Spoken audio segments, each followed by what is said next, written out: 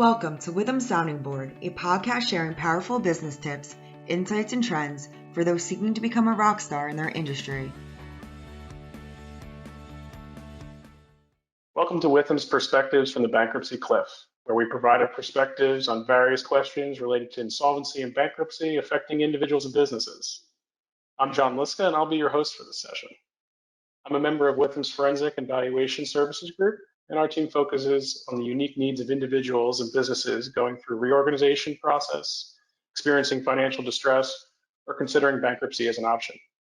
Today, I'm joined by Stephanie Danos, who is a member of our team, and to get a perspective on dischargeable student loans.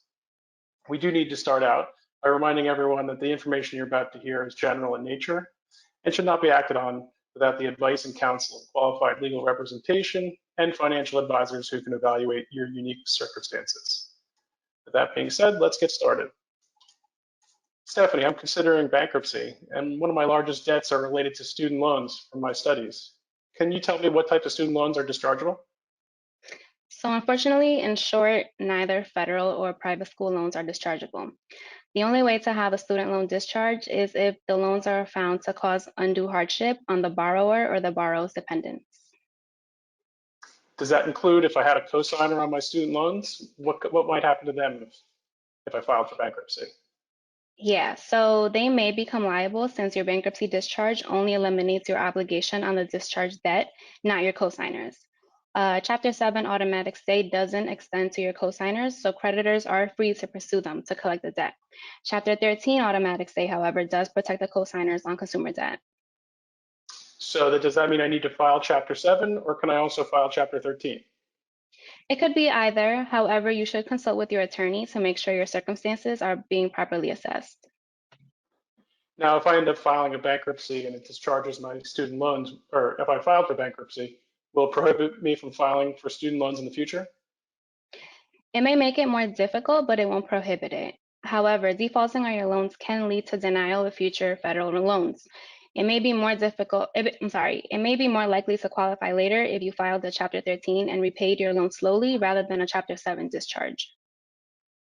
Now, you mentioned previously that the only way to have a student loan discharge is if the loans are found to cause undue hardship on the borrower or their dependents. Can you explain to me a little bit more about undue hardship?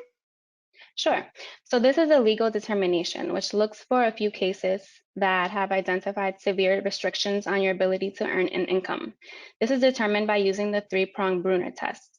The three prongs include the following. Number one, you can't maintain a minimal standard of living for yourself and your dependents based on your current income and expenses. Number two, your financial situation isn't likely to change during your loan's term. And number three, you've made good faith efforts to repay your loan.